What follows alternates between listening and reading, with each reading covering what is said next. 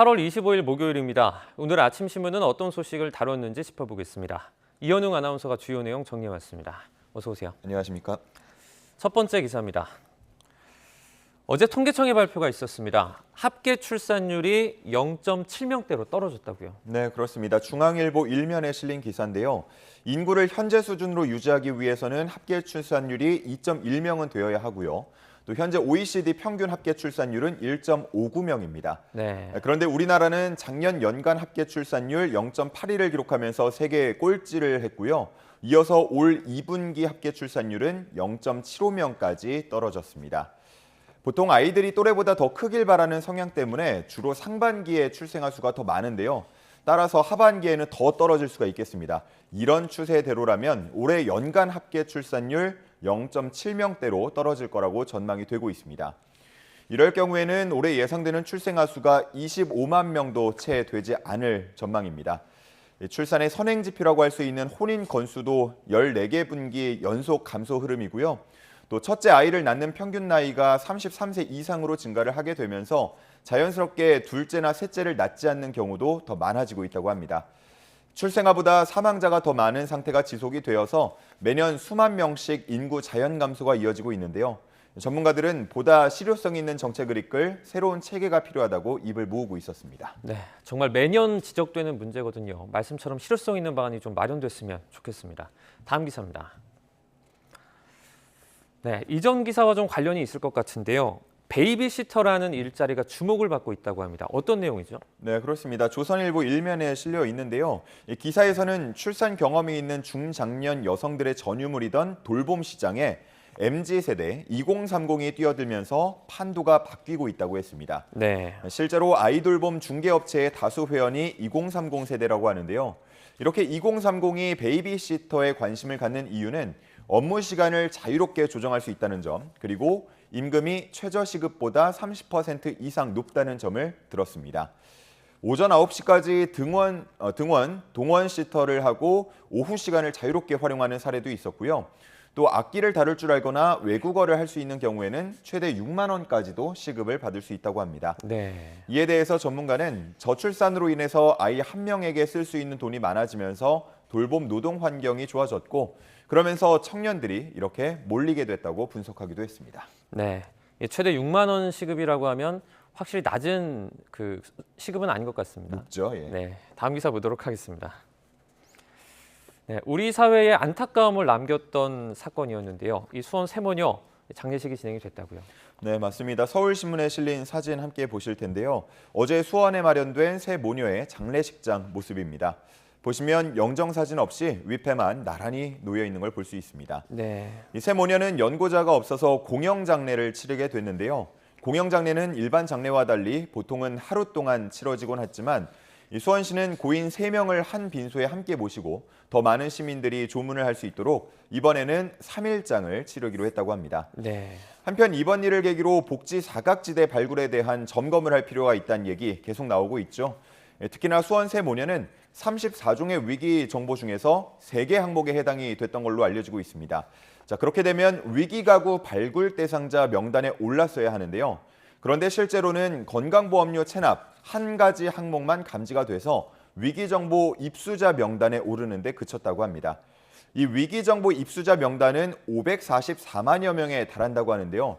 이렇게 될 경우 사실상 적극적으로 지원을 하기에는 지원 인력이 부족한 상황이라고 보시면 되겠습니다. 네. 하지만 여러 항목이 해당이 돼서 위기가구 발굴 대상자 명단에 올랐다면 12만 3천여 명 수준이기 때문에 보다 빠른 지원이 가능했을 것입니다. 놓치고 있는 부분이 있다는 건데 전문가들은 시스템의 허점을 더 줄여야 한다고 말하고 있습니다. 네. 다음 기사입니다. 진실 화해를 위한 과거사 정리위원회가 기자회견을 열었는데요. 이 형제복지원 사건 같습니다. 어떤 내용이죠? 그렇습니다. 한겨레 신문 일면에 실려 있는 기사와 사진입니다. 형제복지원의 비인간적인 인권 침해 실태가 세상에 알려진 지 35년 만에 네. 피해자들이 국가폭력 피해자로 첫 번째 인정을 받게 됐습니다. 1년 3개월 동안 조사를 진행했는데요. 1975년부터 1986년까지 형제복지원 입소자는 모두 3만 8천여 명에 이르는 것으로 파악이 됐습니다. 또 관련 사망자 수는 기존에 알려진 사망자 552명보다 105명 더 늘어나서 657명으로 확인이 됐다고 합니다. 이 밖에도 수용자들에게 정신과 치료제 등을 강제 처방한 정황도 새롭게 드러났습니다. 네. 기사에서는 정부가 공식 사과를 하고 피해자와 유족들이 겪고 있는 피해에 대한 지원 대책을 마련할지 주목된다고 했는데요. 하지만 피해자와 유족 측에서는 제3자가 사과를 하는 게 무슨 소용이냐면서 박인근 전 형제복지원 원장 일가의 불법 축적 재산을 환수해야 한다고 주장하고 있는 상황입니다. 지난 2020년에 발표된 보고서를 보면요. 박 전 원장은 지난 1995년 호주에 회사를 설립하고 또 12억 원을 들여서 골프 연습장을 매입하기도 했습니다. 또 1996년에는 형제복지원이 있던 부지를 227억 원에 매각한 바 있는데요. 진실화해위 위원장은 재산 환수나 또 형사처벌 문제는 앞으로 2차, 3차 진실규명 과정에서 언급할 거라고 말했습니다. 네. 다음 기사 보겠습니다. 윤석열 대통령의 지역 일정이 이 SNS 댓글에 공개가 됐습니다. 대통령의 일정은 기밀, 그러니까 대외비 아닙니까? 그렇습니다. 경향신문 기사인데요. 문제가 되고 있는 거는 김건희 여사 팬클럽 건희사랑 SNS 페이지에 달린 댓글 내용입니다. 네. 윤석열 대통령이 특정 일시에 특정 장소를 방문할 예정이니까 많은 참석과 홍보를 부탁드린다라는 내용이었는데요. 대통령의 외부 일정은 경호와 보안상의 이유로 통상 행사 종료 시점까지 기밀에 붙이는데요. 이런 내용이 SNS를 통해서 공개가 된 겁니다. 네. 심지어 대통령실은 출입 기자단에게도 경호 엠바고 조건으로 시각이나 장소를 특정하지 않고 그저 현장 방문이 이루어질 거란 수준으로만 알렸는데요. 한 대통령실 관계자는 이미 지역 여당 관계자를 중심으로 방문 소식이 퍼져 있었고 그러한 정보가 흘러 들어갔을 것이란 취지로 인터뷰를 하기도 했습니다.